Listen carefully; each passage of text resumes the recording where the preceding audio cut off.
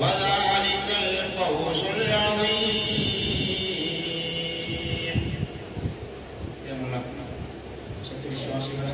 വിശ്വാസികളെ അല്ലാഹുവിന്റെ വിധിവിലക്കുകൾ ജീവിതത്തിന്റെ സമസ്ത മേഖലകളിലും പാലിച്ചുകൊണ്ട് യഥാർത്ഥ മുഖ്യങ്ങളായി മുത്തഖികളായി ജീവിതം മുന്നോട്ട് കൊണ്ടുപോകണമെന്ന് ആദ്യമായി ഉപദേശിക്കുകയാണ്, വസീയത്ത് ചെയ്യുകയാണ്. സഹോദരന്മാരെ, സഹോദരികളെ, ഇമാം ബുഖാരി റഹിമഹുല്ലാഹ് തന്റെ സ്വഹീഹുൽ ബുഖാരിയിലെ രേഖപ്പെടുത്തിയ വളരെ മഹത്തരമായ ഒരു വചനം പ്രവാചകൻ മുഹമ്മദ് മുസ്തഫ റസൂൽ കരീം സ്വല്ലല്ലാഹു അലൈഹി വസല്ലം നമ്മൾ ഓരോരുത്തരുടെയും ജീവിതത്തിൽ ബർക്കത്തും ഖൈറും ലഭിക്കാൻ വേണ്ടി നമ്മൾ ചെയ്യേണ്ട രണ്ട് പ്രധാനപ്പെട്ട കാര്യങ്ങളാണ് ഹദീസിൽ റസൂലുള്ളാഹി സ്വല്ലല്ലാഹു അലൈഹി വസല്ലം പറയുന്നത്. ഒരു മനുഷ്യന്റെ വീട്ടിൽ, അവന്റെ കുടുംബത്തിൽ അവന് ഖൈറും ബർക്കത്തും ലഭിക്കാൻ ആരൊക്കെ ആഗ്രഹിക്കുന്നുവോ അവർ ചെയ്യേണ്ട രണ്ട് പ്രവർത്തനങ്ങളെ കുറിച്ചാണ് ഹദീസിൽ വിശദീകരിക്കുന്നത്.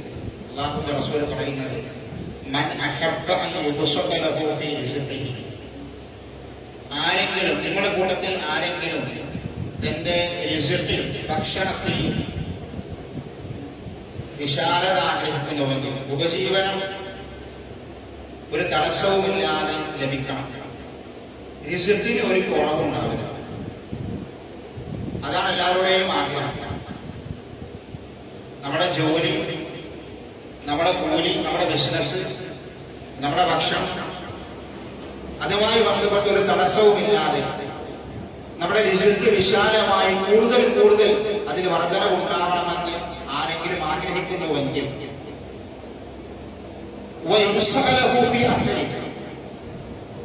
അതിന്റെ കൂടെ ഒരു മനുഷ്യന്റെ ആഗ്രഹമാണ് റസൂൽ പറയുന്നത് സ്വല്ലല്ലാഹു അലൈഹി വസല്ലം, ആയുസ് കൂടുതൽ ലഭിക്കണമെന്ന് ആഗ്രഹിക്കുന്നവരും ഉണ്ടെങ്കിൽ, സമ്പത്ത് കൂടുതൽ കിട്ടണം, റിസ്ഖ് വിശാലമാവണം, ആയുസ് വർദ്ധിക്കണമെന്ന് ആഗ്രഹിക്കുന്നവരുണ്ടെങ്കിൽ അവർ ചെയ്യേണ്ട ഒരു പ്രവർത്തനമാണ് അല്ലാഹുവിന്റെ പ്രവാചകൻ പറയുന്നത്, ഫൽയസിൽ റഹിമ, അവർ കുടുംബ ബന്ധം ചേർത്തുകൊള്ളട്ടെ. ബന്ധങ്ങൾ മുറിക്കാതെ അവനവന്റെ കുടുംബങ്ങളുമായിട്ടുള്ള ബന്ധം പുതുക്കിക്കൊള്ളട്ടെ, അവൻ ചേർത്തുകൊള്ളട്ടെ എന്ന് റസൂലുള്ളാഹി സ്വല്ലല്ലാഹു അലൈഹി വസല്ലം ഹദീസിൽ വിശദീകരിക്കും. ഇമാം ബുഖാരി എന്ന ഹദീസാണ്. ചെറിയ ഒരു അമലാണ് ബന്ധങ്ങൾ ചേർക്കുക എന്നുള്ളത്. നമ്മളെ സംബന്ധിച്ചിടത്തോളം വളരെ എളുപ്പത്തിൽ ചെയ്യാൻ പറ്റിയ സംഗതിയാണ്. അതിന്റെ ഗുണമാണ് അല്ലാഹുവിന്റെ പ്രവാചകൻ ഈ ഹദീസിൽ പറയുന്നത്, അവന്റെ റിസ്ഖ് വിശാലമാകും, ബിസിനസ് തകരൂല, ജോലി മുടങ്ങൂല, അവനവന്റെ കുടുംബം, കുട്ടികൾ പട്ടിണിയിലാകൂല. ഒരു വലിയ ഒരു മനുഷ്യന്റെ ഈ ദുനിയാവിൽ അവന്റെ കഷ്ടപ്പാടുകൾ മുഴുവനും അവൻ എന്തിനാ ചെയ്യുന്നത്? ജോലി മുടങ്ങാതെ ശമ്പളം കിട്ടണം, കൂലി കിട്ടണം, ഉപജീവനത്തിന് പ്രയാസമുണ്ടാവുകയാണ്. അതിന് പ്രധാനപ്പെട്ട ഒരു പണി, ഒരു ഇബാദത്തായിട്ടാണ് അല്ലാഹു റസൂൽ പഠിപ്പിക്കുന്നത്. ഇതൊരു അമൽ ഇബാദത്താണ്. ഈ നിയ്യത്തോടു കൂടി ബന്ധങ്ങൾ ഉറപ്പിക്കുന്ന ആളുകൾക്ക് ലഭിക്കുന്ന മഹത്വമാണ് അല്ലാഹുവിന്റെ പ്രവാചകൻ ഹദീസിൽ പഠിപ്പിക്കുന്നത്. മാത്രവുമല്ല, ആയുസ് കുറെ കാലം ഈ ദുനിയാവിൽ ജീവിക്കണം, ആയുസ് വർദ്ധിക്കണമെന്ന് ആഗ്രഹിക്കുന്ന ആളുകൾക്ക് അവർക്കും ചെയ്യാൻ പറ്റിയ അമലായിക്കൊണ്ട് അല്ലാഹുവിന്റെ റസൂൽ പഠിപ്പിക്കുന്നു, അവൻ കുടുംബ ബന്ധം ചേർത്തുകൊള്ളട്ടെ എന്ന്. അപ്പൊ എന്താ അതിന്റെ അർത്ഥം? കുടുംബ ബന്ധം ചേർക്കുകയാണെങ്കിൽ ഒരു 100, 110, 200 കൊല്ലം ഈ ദുനിയാവിൽ ജീവിക്കും എന്നല്ല പറഞ്ഞതിന്റെ അർത്ഥം. റിസ്ഖിൽ വിശാലത ഉണ്ടാവുന്ന പറഞ്ഞ അല്ലാഹുവിന്റെ റസൂലിന്റെ വിശദീകരിക്കാണ്. ഒരാൾക്ക് എത്രയാണോ അവന് ഒരു ദിവസം ലഭിക്കുന്ന വേദന, അതിൽ അവന് തൃപ്തിയാണ് അവന്റെ മനസ്സിലാണല്ലോ. അല്ലാത്തവർക്ക് ഇനി 1 കോടി ഒരു ദിവസം കിട്ടിയാലും അവന്റെ മനസ്സിൽ ഇത് മതിയാവുന്നു. മനുഷ്യമായ സ്വഭാവം അങ്ങനെയാണ്. 1 കോടി രൂപ ഒരു ദിവസം കിട്ടിയാലും അവന്റെ മനസ്സിന് മതിയാവൂല. 1000 രൂപ ഒരു ദിവസം ലഭിച്ചാലും, 500 ലഭിച്ചാലും അത് മതിയാവും ഒരു മുഅ്മിൻ. അതാണ് അവിടെ ഉദ്ദേശിക്കുന്നത്. അതുകൊണ്ട് തൃപ്തിയടങ്ങി ഒരു ബുദ്ധിമുട്ട് അവരുണ്ടാവില്ല. ആയുസ് വർദ്ധിപ്പിക്കുക എന്ന് പറഞ്ഞാൽ അള്ളാഹുവിന്റെ പ്രവാചകൻ അള്ളാഹു റസൂൽ പറയാം, അള്ളാഹു സുബ്ഹാനഹു വ തആല ഒരു മനുഷ്യനെ അവന്റെ ഉമ്മയുടെ വയറ്റിൽ അവൻ കഴിയുന്ന സമയത്ത് അള്ളാഹു ഓരോരുത്തർക്കുമുള്ള റിസ്ഖും അവന്റെ അജലും ഒക്കെ തീരുമാനിച്ചിട്ടുണ്ട്. എപ്പോ ജനിക്കും, അവൻ എപ്പോ മരണപ്പെടുമെന്നൊക്കെ പ്രസവിക്കുന്നതിന് മുൻപ് 4ാമത്തെ മാസത്തിൽ തന്നെ അള്ളാഹുവിന്റെ ലൗഹുൽ മഹ്ഫൂദിൽ അള്ളാഹു അതൊക്കെ രേഖപ്പെടുത്തി വെച്ചിട്ടുണ്ട്. അതിന് മാറ്റമാകൂല. ഒരാൾക്ക് അള്ളാഹു തീരുമാനിച്ച വയസ്സ് 50 വയസ്സാണെങ്കിൽ കുടുംബബന്ധം ചേർത്താൽ 60 ആകുന്നല്ല ഈ പറഞ്ഞതിന്റെ അർത്ഥം. മറിച്ച് എന്താണെന്നറിയോ, ആ പറഞ്ഞതിന്റെ ആശയം ഇതാണ്: എത്രയാണോ അള്ളാഹു നമുക്ക് നൽകിയ ആയുസ്, അതിൽ അള്ളാഹു നമുക്ക് ബർക്കത്തും ഖൈറും നൽകും. എത്രയാണോ അള്ളാഹു നമുക്ക് നൽകുന്ന റിസ്ഖ്, അതിൽ അള്ളാഹു നമുക്ക് ഖൈറും ബർക്കത്തും നൽകും. അതുകൊണ്ട് ഒരു മനുഷ്യന്റെ മനസ്സിന് മതിയാവും. അള്ളാഹുവിന്റെ റസൂൽ പഠിപ്പിക്കുന്ന ഈ വചനം നമ്മുടെ ഓരോരുത്തരുടെയും വീട്ടിൽ, കുടുംബത്തിൽ നമ്മൾ പ്രാവർത്തികമാക്കേണ്ട ഒന്നാണ്. ബന്ധങ്ങൾ മുറിക്കാതെ സൂക്ഷിക്കണം. നമ്മൾ പറഞ്ഞിരുന്നു, ഒരു മുസ്ലിമിന്റെ വീട്ടിൽ അവൻ ശ്രദ്ധിക്കേണ്ട പ്രധാനപ്പെട്ട ഒരു സംഗതിയാണ് അവന്റെ കുടുംബം മറ്റുള്ള കുടുംബങ്ങളുമായിട്ടുള്ള ബന്ധങ്ങൾ മുറിയാതെ കാത്തു സൂക്ഷിക്കണമെന്ന്. മുറിക്കാൻ എളുപ്പമാണ്. ഒരു വാക്ക് മതി, ഒരു നോട്ടം മതി, പെരുമാറ്റത്തിലെ ചെറിയ ചെറിയ അപാകതകൾ മതി ബന്ധങ്ങൾ മുറിയാൻ. അത് മുറിയാതെ കാത്തു സൂക്ഷിക്കേണ്ടതിന് ബാപ്പയും ഉമ്മയും മക്കളും ഒക്കെ പ്രത്യേകം ശ്രദ്ധ ചെലുത്തേണ്ടതുണ്ട്. അതിന്റെ മഹത്വമാണ് അല്ലാഹുവിന്റെ റസൂലിലൂടെ പഠിപ്പിക്കുന്നത്. മാത്രവുമല്ല, നമ്മുടെ വീട്ടിൽ, ഒരു മുസ്ലിമിന്റെ വീട്ടിൽ ഇങ്ങനെയുള്ള കുറെ സൽക്രമങ്ങൾ ചെയ്യുന്ന കൂട്ടത്തിൽ അവന്റെ വീട്ടിൽ അവൻ ശ്രദ്ധിക്കേണ്ട പ്രധാനപ്പെട്ട ചില കാര്യങ്ങൾ റസൂൽ എണ്ണി പറഞ്ഞിട്ടുണ്ട്. നമ്മൾ ഇതുവരെ പറഞ്ഞതൊക്കെ അവൻ വീട്ടിൽ ചെയ്യേണ്ട അമലുകളാണ്, അവൻ ചെയ്യേണ്ട സൽക്രമങ്ങളാണ്, ഇബാദത്തുകളാണ്. ചില സംഗതികൾ റസൂൽ എണ്ണി പറഞ്ഞിട്ട് പറഞ്ഞു, ഇന്ന ഇന്ന സംഗതികൾ വീട്ടിൽ പാടില്ല എന്ന്. അത് പ്രത്യേകം ശ്രദ്ധിക്കണം. നമ്മൾ മുസ്ലിമീങ്ങളാണ്, കാഫിരീങ്ങളല്ല, മുശ്രിക്കീങ്ങളല്ല. അശ്ഹദു അല്ലാ ഇലാഹ ഇല്ലല്ലാഹ്, അശ്ഹദു അന്ന മുഹമ്മദൻ റസൂലുള്ളാഹി എന്ന് വിശ്വസിച്ച മുഅ്മിനീങ്ങളും മുസ്ലിമീങ്ങളുമാണ് നമ്മൾ. അല്ലാഹുവിനും റസൂലും വിശ്വസിക്കുന്നവരാണ് നമ്മൾ. നമുക്കൊരു ഭരണഘടനയുണ്ട്, അത് വിശുദ്ധ ഖുർആനാണ്. അല്ലാഹുവിന്റെ ഖുർആനും റസൂലുള്ളാഹിന്റെ ഹദീസും പറഞ്ഞ കാര്യങ്ങൾ നമ്മൾ മനസ്സാ വാച കടമാണ് സ്വീകരിക്കുന്നത്, പ്രവർത്തിക്കണം. അതിൽ അല്ലാഹുവിന്റെ റസൂൽ പറഞ്ഞു, ഒരു മുസ്ലിമിന്റെ വീട്ടിൽ ഉണ്ടാവാൻ പാടില്ലാത്ത ചില അല്ലാഹുവിന്റെ റസൂൽ വിരോധിച്ച ഹറാമാക്കിയ ചില കാര്യങ്ങളുണ്ട്. അത് അവന്റെ വീട്ടിലേക്ക് പ്രവേശിപ്പിക്കാനേ പാടില്ല. ഖൈറും ബർക്കത്തും ഉണ്ടാവില്ല അങ്ങനെ ചെയ്താൽ. അതിൽ പ്രധാനപ്പെട്ട ഒന്ന്, അല്ലാഹുവിന്റെ പ്രവാചകൻ സ്വല്ലല്ലാഹു അലൈഹി വസല്ലം എണ്ണി പറഞ്ഞ ഒന്നാണ്, ഒരു മുസ്ലിമിന്റെ വീട്ടിൽ അവൻ നായ വളർത്താൻ പാടില്ല. ഒരു മുസ്ലിമിന്റെ വീട്ടിൽ നായ വളർത്താൻ പാടില്ല. അത് റസൂലുള്ളാഹി ഹറാമാക്കിയ ഒന്നാണ്, ഇസ്ലാം വിരോധിച്ച ഒന്നാണ്. മുസ്ലിം ആണെങ്കിൽ പറ്റില്ല, മുസ്ലിം അല്ലാത്തവർക്ക് ഒന്നും ചെയ്യാം. ഇസ്ലാമിന്റെ പേരുണ്ടാകുന്ന കാര്യമില്ല. ഈമാൻ ഉള്ളിൽ വേണം, ഈമാൻ ഉള്ളിൽ വേണം. അല്ലാഹുവിന്റെ റസൂൽ ഹദീസിൽ പറയാം, എന്താ അതിന്റെ പ്രശ്നം? റസൂൽ ഹദീസിൽ പറയും, ഇമാം ബുഖാരിയുടെ ഹദീസിൽ കാണാൻ കഴിയും, ലാ തദ്ഖുലുൽ മലായിക, അല്ലാഹുവിന്റെ റഹ്മത്തിന്റെ മലക്കുകൾ പ്രവേശിക്കുന്നതല്ല. റഹ്മത്തിന്റെ മലക്ക് പ്രവേശിക്കൂല. ബൈതൻ, ഒരു വീട്ടിലേക്കും, ഒരാളുടെ വീട്ടിലേക്കും റഹ്മത്തിന്റെ മലക്ക് പ്രവേശിക്കൂല. ഫീഹി കൽബുൻ വലാ സൂറ, ചിത്രങ്ങളുള്ള, നായയെ വളർത്തുന്ന നായകളുള്ള വീടുകൾ, ചിത്രങ്ങളുള്ള വീടുകൾ, റൂഹുള്ള ആത്മാക്കളുടെ ചിത്രങ്ങളുള്ള വീടുകൾ, നായ വളർത്തുന്ന വീടുകൾ, ഈ രണ്ട് വീട്ടിലേക്കും അല്ലാഹുവിന്റെ റഹ്മത്തിന്റെ മലക്കുകൾ പ്രവേശിക്കുന്നതല്ല എന്ന് ഖാല റസൂലുള്ളാഹി സ്വല്ലല്ലാഹു അലൈഹി വസല്ലം. ബുഖാരിയുടെ ഹദീസാണിത്. ഗൗരവമുള്ള വിഷയമാണ്. വീടിന്റെ ഉള്ളകം നന്നാവണം, വീടിന്റെ അകം നന്നാവണം. അകം നന്നാവുന്ന കൂട്ടത്തിൽ വീടുമായി ബന്ധപ്പെട്ട് ശ്രദ്ധിക്കേണ്ട ഒന്നാണെന്ന് നായ നമ്മുടെ വീട്ടിലേക്ക് പ്രവേശിപ്പിക്കരുത്, നായ വളർത്താൻ പാടില്ല എന്നുള്ളത്. നിങ്ങൾക്കറിയോ, അല്ലാഹുവിന്റെ പ്രവാചകന്റെ ഹദീസിൽ ഒരിക്കൽ അല്ലാഹുവിന്റെ റസൂലിനോട് ജിബ്രീൽ പറഞ്ഞു, നിങ്ങളുടെ വീട്ടിലേക്ക് ഇന്ന സമയത്ത് ഞാൻ കടന്നു വരുമെന്ന് ജിബ്രീൽ റസൂലിനോട് പറഞ്ഞു. ഇന്ന സമയം ഞാൻ വീട്ടിലേക്ക് വരുമെന്ന് ഹദീസിൽ പറയാണ്.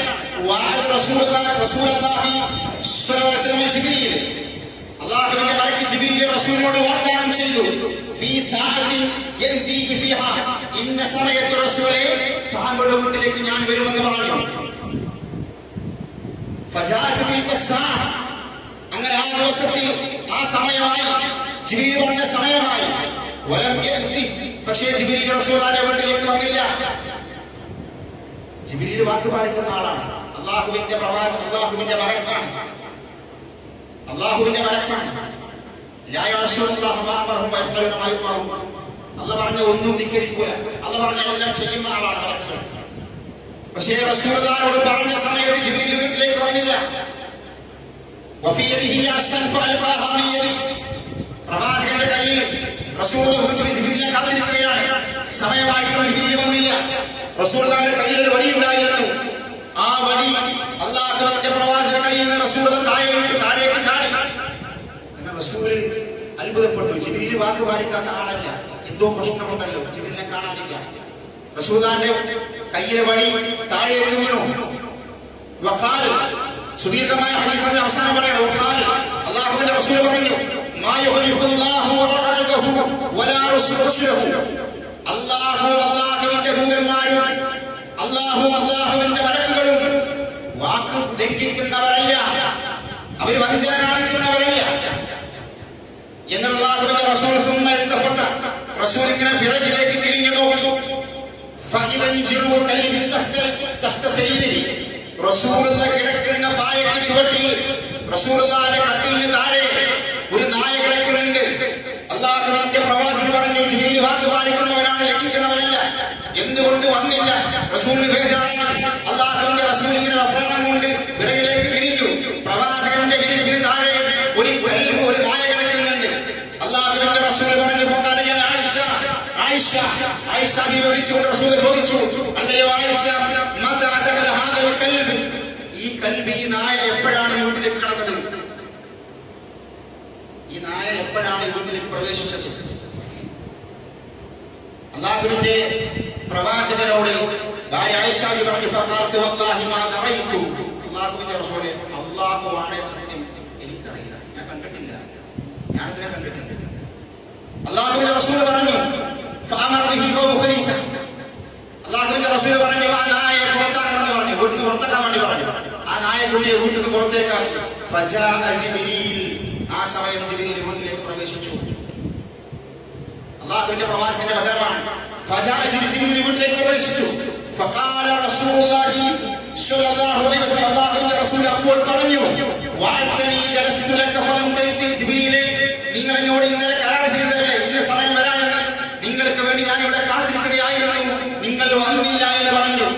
ഫഖാല, അപ്പോൾ ജിബ്രീലിന്റെ മറുപടി ഇതാണ്, മനാനിയൽ കൽബുല്ലദീ കാന ഫീ ബൈതി. റസൂലേ, താങ്കളുടെ വീട്ടിലെ ഈ നായക്കുട്ടിയുണ്ടല്ലോ, ആ താങ്കളുടെ വീട്ടിൽ പ്രവേശിച്ച നായയാണ് താങ്കളുടെ വീട്ടിലേക്ക് എന്നെ പ്രവേശിക്കാൻ തടഞ്ഞത്. ഈ നായ ഉള്ളത് കൊണ്ടാണ് ഞാൻ വീട്ടിലേക്ക് വരാതിരുന്നത്. അല്ലാഹുവിന്റെ പ്രവാചകനോട് എന്നിട്ട് ജിബ്രീൽ പറയണം, ജിബ്രീൽ പറയുന്നത്, നായ വളർത്തുന്ന വീട്ടിൽ, നായ ഉള്ള വീട്ടിലേക്ക് ഞങ്ങൾ പ്രവേശിക്കൂല. റൂഹുള്ള ആത്മാവുകളുള്ള ചിത്രങ്ങൾ ഒട്ടിച്ച വീട്ടിലേക്കും അല്ലാഹുവിന്റെ റഹ്മത്തിന്റെ മലക്ക് പ്രവേശിക്കൂല. ഒരു മുഅ്മിന്റെ വീട് അങ്ങനെയല്ല. നിങ്ങൾ ഏത് ന്യായം പറഞ്ഞാലും ശരി, എന്ത് ന്യായം പറഞ്ഞാലും ശരി, ഏത് കാലഘട്ടത്തിൽ പറഞ്ഞാലും ശരി, റസൂലുള്ളാഹിന്റെ വാക്കിന് മാറ്റമില്ല, ഖുർആനിന് മാറ്റമില്ല, ഹദീസിന് മാറ്റമില്ല. ചില ആളുകളുണ്ട്, പ്രതിമകളും രൂപങ്ങളും ഒക്കെ കാശ് കൊടുത്ത് വാങ്ങിയിട്ട് അതൊക്കെ വീട്ടിൽ തൂക്കുന്ന ആളുകളുണ്ട്. മരത്തിനെ കുറിച്ചല്ല പറഞ്ഞത്, മരത്തിനെ കുറിച്ചല്ല പറഞ്ഞത്, നിങ്ങൾ വരയ്ക്കുന്ന ചിത്രങ്ങളെ കുറിച്ചല്ല പറഞ്ഞത്. റൂഹുള്ള മനുഷ്യരുടെ, ആത്മാക്കളുടെ, ജീവജാലങ്ങളുടെ ചിത്രങ്ങൾ ചുമലിൽ ഒട്ടിക്കുന്ന ആളുകളുണ്ട്. അതിന്റെ പ്രതിമകൾ വാങ്ങുന്ന ആളുകളുണ്ട്. ആനയെ വാങ്ങുന്ന ആളുകൾ, മയിലിനെ വാങ്ങുന്ന ആളുകൾ, അതിന്റെ പ്രതിമകൾ വാങ്ങുന്ന ആളുകൾ, അതൊക്കെ വീടിന്റെ സിറ്റൗട്ടിലും റൂമിലുമൊക്കെ വെക്കുന്നവർ, ഒട്ടിക്കുന്നവരുമുണ്ട്. ശ്രദ്ധിച്ചോ, അല്ലാഹുവിന്റെ റഹ്മത്തിന്റെ മലക്ക് നിന്റെ വീട്ടിലേക്ക് പ്രവേശിക്കൂല. ആര് പറഞ്ഞു? റസൂലുള്ളാഹി സ്വല്ലല്ലാഹു അലൈഹി വസല്ലം. വേണമെങ്കിൽ സ്വീകരിച്ചാൽ മതി, അതിന് ന്യായീകരണങ്ങളൊന്നുമില്ല. അത് നമ്മൾ ശ്രദ്ധിക്കണം, അത് നമ്മൾ ശ്രദ്ധിക്കേണ്ട സംഗതിയാണ്. ലക്ഷങ്ങൾ കൊടുക്കുന്ന നായ്ക്കളെ വാങ്ങുന്ന ആൾക്കാരുണ്ട്, നമ്മളാളുകൾ ലക്ഷങ്ങൾ കൊടുക്കുന്ന നായ്ക്കളെ വാങ്ങും, എന്നിട്ട് അതിനെ തോളിട്ട് ഇങ്ങനെ നടക്കുക. എന്ത് മുഖ്യമാണ്? അതിനെ കാലവഴിച്ച് നടക്കുക, അതിനെ നീക്കിപ്പോയി അതിനെ കാലവഴിച്ച് ഇങ്ങനെ അങ്ങാടിയിലൂടെയും പറമ്പിലൂടെയും നടക്കുകയാണ്. അവന്റെ ഓരോ ഓമിയനാണ്. എന്താ ഭർത്താവിന്റെ പേര് മുസ്ലിമിന്റെ പേര് ഇസ്ലാമിനെ പറയിപ്പിക്കാം. ഒരു മുസ്ലിമിന്റെ വീട്ടിൽ നായ വളർത്താൻ പാടില്ല, നായനെ പ്രവേശിപ്പിക്കാൻ പാടില്ല. ഒരു നിബന്ധന അല്ലാഹുവിന്റെ റസൂൽ പറഞ്ഞു. അനിവാര്യ ഘട്ടത്തിൽ അല്ലാഹുവിന്റെ റസൂൽ അത് എണ്ണി പറഞ്ഞു. ആരെങ്കിലും ഒരാൾ നായ വളർത്തുകയാണെങ്കിൽ ഈ രണ്ട് ആവശ്യത്തിന് അല്ലാതെ പാടില്ല. എന്തിനാണത്? വേട്ടയാടുന്ന പരിപാടിയുണ്ട്. വേട്ടയാടി പിടിക്കാൻ വേണ്ടി ഒരാൾക്ക് നായ വളർത്താം. അങ്ങനെ പണ്ട് കാലത്ത് അറബികൾക്കും പല കാലത്തൊക്കെ ആ സമ്പ്രദായമുണ്ട്. വേട്ടയ്ക്ക് വേണ്ടി നായനെ വളർത്തും, അതിനു വേണ്ടി മാത്രം. അല്ലെങ്കിൽ കൃഷിക്ക് വേണ്ടിയിട്ട്, കൃഷിയുടെ സംരക്ഷണത്തിന് വേണ്ടിയിട്ട് നായ വളർത്തും. വീട്ടിന്റെ കാവല് നാളെ റസൂൽ പറഞ്ഞിട്ടുണ്ട്. വീട്ട് കാവലിക്കാൻ വേണ്ടി ഒരു വീടിന്റെ കാവലിന് വേണ്ടിയിട്ട് ഇസ്ലാമിൽ റസൂൽ പറഞ്ഞിട്ടുണ്ട്. അങ്ങനത്തെ കാവല് ഇസ്ലാമിലില്ല. പിന്നെ അതിനെ താലോലിക്കാനും അതിന്റെ ഹോബിയുമായിട്ട് നായ്ക്കുട്ടികളെ കളിക്കാൻ അത് പറ്റില്ല. വേട്ടക്കോ കൃഷിക്കോ വേണ്ടി അനിവാര്യമാണെങ്കിൽ അവർക്ക് അതിന് വേണ്ടി നായ വളർത്താമെന്നല്ലാതെ ഒരു മുസ്ലിമിന്റെ വീട്ടിൽ നായ വളർത്താം. അതന്നെ നീ അങ്ങനെ വളർത്തുന്നവരാണെങ്കിൽ തന്നെ വീട്ടിലെവിടേക്ക് വളർത്താൻ പാടില്ല. മനസ്സിലാക്കുന്നത്? നീ അങ്ങനെ വളർത്തുകയാണെങ്കിൽ തന്നെ വീട്ടിന്റെ ഉള്ളിലേക്ക് നായ കടക്കാൻ പാടില്ല. നിനക്ക് ഇസ്ലാമിന്റെ കൃത്യമായ നിയമങ്ങളുണ്ട്. അവരൊരു മുസ്ലിമിന്റെ വീട് ഇത്ര ശുദ്ധമാണ്, അത് ദ്വാഹൂറുമാണ്, അത് പരിശുദ്ധമാണ്, അതിന്റെ ഉള്ളിൽ ഒരിക്കലും നമസ്കാരം ദുആകളും ഖുർആനുമാണ്. അവിടെ നായയും രൂപങ്ങളും ചിത്രങ്ങളും പ്രതിമകളും അല്ല ഉണ്ടാവേണ്ട. അതിൽപ്പെട്ട ഒന്നാണ് ചിലപ്പോഴൊക്കെ ഈ മരണപ്പെട്ട ആൾക്കാരുണ്ടാവും. നമ്മളെ വേണ്ടപ്പെട്ട ആളുകൾ, മരണപ്പെട്ടവര്, വാപ്പയാവട്ടെ വല്യപ്പേട്ടൊക്കെ, നമുക്കൊക്കെ വാപ്പയും വല്യപ്പാരുണ്ട്, മരണപ്പെട്ടവർ ജീവിച്ചിരുന്നവരുണ്ട്. ഓരൊക്കെ മരണപ്പെട്ട ആളുകൾ ഓരൊക്കെ ചിത്രങ്ങളെ ഫ്രൈമിലാക്കിയിട്ട് അങ്ങനെ അവനെ ചോറിനെ കൊണ്ടേക്കും. എന്ത് മുസ്ലിം എന്തിനാ ഓർമ്മക്കുള്ള ഇസ്ലാമിലുള്ളത്? പ്രാർത്ഥന ഇസ്ലാമിലുണ്ട്, ദുആയാണ് ഇസ്ലാമിലുള്ളത്. മരണപ്പെട്ട വാപ്പാനെ വലിയപ്പാനെ ചിത്രങ്ങൾ ഫ്രൈമിലാക്കിയിട്ട് അങ്ങനെ അതൊക്കെ അങ്ങനെ ചോരങ്ങളെ വെക്കും. ഇതൊന്നും ഇസ്ലാമിൽ അനുവദിക്കില്ല. പ്രത്യേകം ശ്രദ്ധിക്കണം നമ്മൾ. അത് പ്രത്യേകം ശ്രദ്ധിക്കേണ്ട സംഗതിയാണത്. അല്ലാഹുവിന്റെ റസൂൽ ഹദീസിൽ ഇന്ന സംഗതി പാടില്ല എന്ന് പറഞ്ഞാൽ ഒരു മുസ്ലിമിന്റെ വീട്ടിൽ പാടില്ല എന്ന് അത് നിങ്ങൾ ഒഴിവാക്കേണ്ട പാടില്ല. ആ കൂട്ടത്തിൽ ഇതുപോലുള്ള കുറെ സംഗതികൾ നമ്മുടെ മക്കളൊക്കെ അത് പ്രത്യേകം. ഈ മക്കൾക്കൊക്കെ ഭയങ്കര ഓരോന്നിന്റെ ഫാൻസുകളാണ്. ഞാൻ ഓന്റെ ആരാധകനാണ്. എന്താ ഈ ആരാധക എന്നൊക്കെ പറഞ്ഞാൽ എന്താണ്? അള്ളാഹിനോട് മാത്രമേ നമുക്ക് ആരാധിക്കാൻ പറ്റുള്ളൂ. അങ്ങനത്തെ ആ വാക്കുണ്ടല്ലോ, അതിന് ശരിയല്ല. ഞാൻ ഇന്ന കളിക്കാരന്റെ ആരാധകനാണ്. എന്നിട്ട് ആ കളിക്കാരന്റെ വലിയ ഫോട്ടോ നമ്മളെ മക്കളെ ചില വീട്ടിൽ പോയാലും ചില കുട്ടികളുടെ റൂമിൽ ചുമരല കാണുക. എന്താണ്? ഈ ഫോട്ടോ മാത്രമേ ഉണ്ടാവുള്ളൂ. ആകെ കളിക്കാരൻ ഫോട്ടോ. ആ ശീലമൊക്കെ ഉണ്ടല്ലോ, അതൊക്കെ മാറ്റി ആകെപ്പാട് അങ്ങനെ കുട്ടികൾ മൊത്തം അതിന്റെ പിന്നാലെ പോകുന്നത്. ഇതൊക്കെ ഇസ്ലാമിൽ അതിനൊക്കെ നിയന്ത്രണങ്ങളുണ്ട്. അത് പ്രത്യേകം നമ്മൾ ശ്രദ്ധിക്കണം.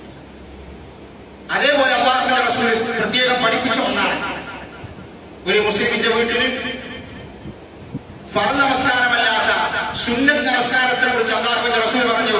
ഒരു മുസ്ലിമിന്റെ വീട്ടിൽ സുന്നത്ത് നമസ്കാരങ്ങൾ വീട്ടിൽ വെച്ച് നിർവഹിക്കുക എന്നുള്ളതാണ് റസൂൽ പറഞ്ഞത്. അല്ലാഹുവിന്റെ റസൂൽ ഹദീസിൽ പറഞ്ഞു, ഫസല്ലു അയ്യുഹന്നാസു ഫീ ബുയൂതികും ഫഇന്ന അഫ്ളല സ്വലാത്തി സ്വലാത്തുൽ മർഇ ഫീ ബൈതിഹി ഇല്ലൽ മക്തൂബ.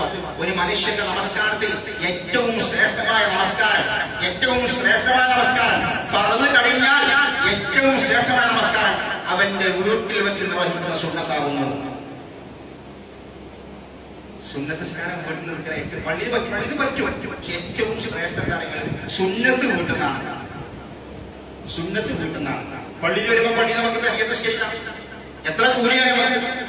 ഇപ്പൊ വീട്ടിൽ നിന്ന് ഒരാൾ വരുമ്പോൾ വീട്ടിൽ നിസ്കരിച്ചിട്ട് പോരാ. അങ്ങാടിയിലൊക്കെ ആകുമ്പോൾ പിന്നെ അതിന് സൗകര്യം ഉണ്ടാവില്ല. ജോലി സ്ഥലത്ത് നമ്മുടെ കടയിൽ ബിസിനസ്സിലൊക്കെ ആകുമ്പോൾ സൗകര്യം. വീട്ടിൽ നിന്ന് പുറപ്പെടുമ്പോഴേ 5 രൂപ വീട്ടിൽ നിന്ന് സ്വന്തം നിസ്കരിച്ചിട്ട് പോരാ. അതുപോലെ പ്രത്യേകം ശ്രദ്ധിക്കാം. അല്ലാഹുവിന്റെ റസൂൽ വീണ്ടും പറഞ്ഞു, നിങ്ങളുടെ നമസ്കാരത്തിൽ വീട്ടിന് ഓഹരിയുണ്ട്. നിസ്കാരത്തിൽ വീടിന് ഓഹരിയുണ്ട്. അതെന്താ? സുന്നത്ത് നിസ്കാരം അവിടെ നിന്ന് നിർവഹിക്കട്ടെ. വീട് നിങ്ങൾ കബറാക്കരുത്. എന്താ? കബറിൽ നിസ്കാരമില്ല, മഖബറിൽ നിസ്കാരമില്ല, ഖബർസ്ഥാനിൽ നിസ്കാരമില്ല.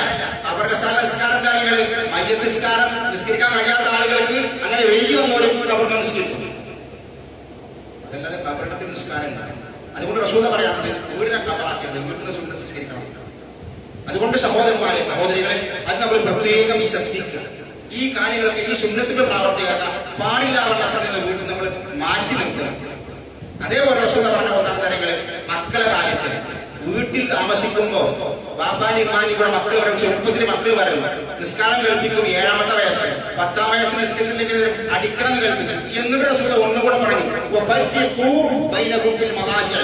കിടപ്പറ മാറ്റിക്കണം. 10 വയസ്സായാല് വീട്ടില് 10 വയസ്സായാല് വീട്ടില് കുട്ടികളെ കിടപ്പറ മാറ്റി കിടത്തണം. പിന്നെ ഓരോ ഒന്നിച്ച് കൂടെ കിടത്താൻ പാടില്ല. 10 വയസ്സായാല് പാപ്പാരുമാരും ശ്രദ്ധിച്ചോളി. 10 വയസ്സ് മക്കൾ കാണിനും പെണ്ണിനും ആയാലേ ഓരോ വേറെ വേറെ കിടത്തണം, ഒന്നിച്ച് കിടത്തരുത്. അത് ആണായിരുന്നാലും പെണ്ണായിരുന്നാലും ഒരു വിരിപ്പിൽ ഒന്നിച്ച് കിടത്താൻ പാടില്ല. 10 വയസ്സായ മാറ്റി കിടത്തണം. റസൂലുള്ളാഹിന്റെ ഓർഡറാണ്. അതൊക്കെ വീട്ടിൽ ശ്രദ്ധിക്കുന്ന സംഗതിയാണ്. അള്ളാഹു നമ്മളെ കാത്തു രക്ഷിക്കുമാറാവട്ടെ.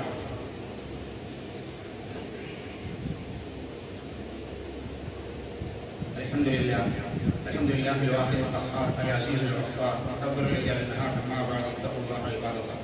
ഒരിക്കൽ കൂടി അള്ളാഹുവിന്റെ വിധിവിലക്കുകൾ ജീവിതത്തിന്റെ സമസ്ത മേഖലകളിൽ പാലിച്ചുകൊണ്ട് യഥാർത്ഥ മുഅ്മിനുകളായി മുത്തഖികളായി ജീവിതം മുന്നോട്ട് കൊണ്ടുപോകണമെന്ന് ഉപദേശിക്കുകയാണ്, വസിയ്യത്ത് ചെയ്യുകയാണ്.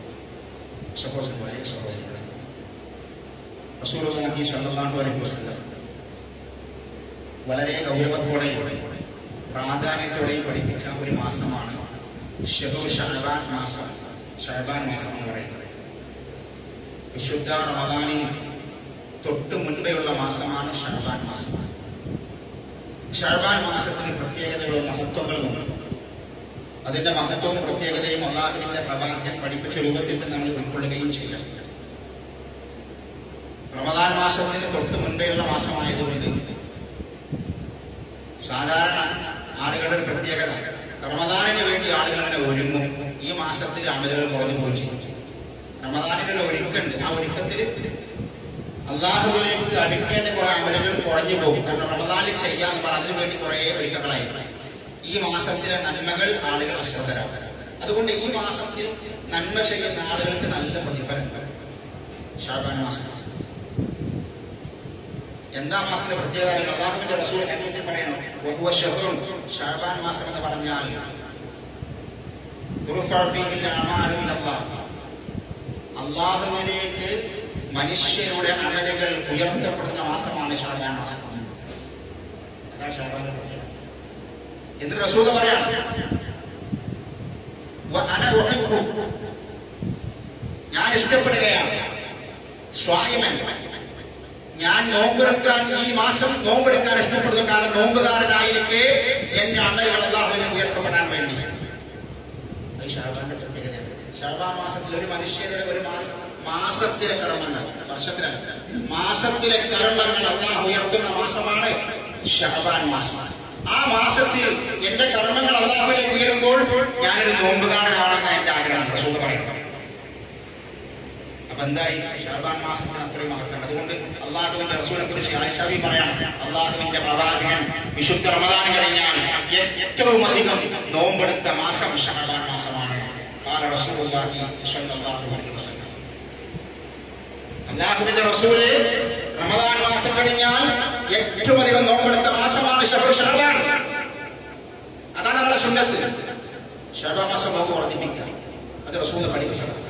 എന്നാൽ നമ്മൾ പ്രത്യേകം ശ്രദ്ധിക്കേണ്ട ഒന്ന്, റസൂൽ പഠിപ്പിക്കാത്ത നോമ്പ് എടുക്കാൻ പാടില്ല. ശഅബാൻ 15-ന്റെ ഒന്ന് ഒരു പ്രത്യേക നോമ്പ്, ബറാഅത്ത് രാവ്, ബറാഅത്ത് നോമ്പ്. അത് ഖുർആനിലുള്ള ഹദീസിലുണ്ട്. അത് ഖുർആൻ പറയുമ്പോൾ എല്ലാം പറയണം. അത് ഖുർആനിലുള്ള ഹദീസിലുണ്ട്. ശഅബാൻ 15-ന് പ്രത്യേക നോമ്പ്, പ്രത്യേക ഇബാദത്ത് റസൂൽ പഠിപ്പിച്ചു. ശഅബാൻ മാസം കൂടുതൽ നോമ്പ് എടുക്കാം. 15-ന് കൊടുക്കാം, 14-ന് കൊടുക്കാം, 10-ന് കൊടുക്കാം, 8-ന് കൊടുക്കാം. ഏത് ദിവസവും 15-ന് മാത്രമായി പ്രത്യേകത ബറാഅത്ത് നോമ്പ് അമലുകൾ ധാരാളമായി വർദ്ധിക്കും. റമദാൻ കഴിഞ്ഞാൽ കൂടുതൽ നോമ്പെടുത്ത മാസമാണ്. എന്നാൽ ശഅബാൻ 15-ന് നോമ്പെടുക്കാൻ പറ്റില്ല, നോമ്പെടുക്കാൻ പറ്റും. അങ്ങനെ ചില 15-ന് നോമ്പെടുക്കാൻ പറ്റും, നോമ്പെടുക്കാൻ പറ്റില്ല. ആർക്കറിയങ്ങൾ തിങ്കളും വ്യാഴമൊക്കെ സുന്നത്തോടുകൾ സ്ഥിരമായിട്ട് എടുക്കുന്ന ആൾക്കാരുണ്ടാവും. അവർക്ക് ശഅബാൻ 15 കഴിഞ്ഞാൽ നോമ്പെടുക്കാം. അതല്ലാത്തവരുണ്ട്, അവർക്ക് ശഅബാൻ 15 കഴിഞ്ഞാൽ പിന്നെ നോമ്പില്ല, പിന്നെ റമദാനിലെ നോമ്പ്. സ്ഥിരമായിട്ട് നോമ്പെടുക്കുന്ന ആൾക്കാരാണെങ്കിൽ അവർക്ക് അധികം ശഅബാൻ 15 കഴിഞ്ഞാൽ നോമ്പെടുക്കണം. അല്ലാത്തവർക്ക് 15 കഴിഞ്ഞിട്ട് നോമ്പ്. അതുകൊണ്ട് നമ്മൾ ഈ കാര്യം പ്രത്യേകം ശ്രദ്ധിക്കാം.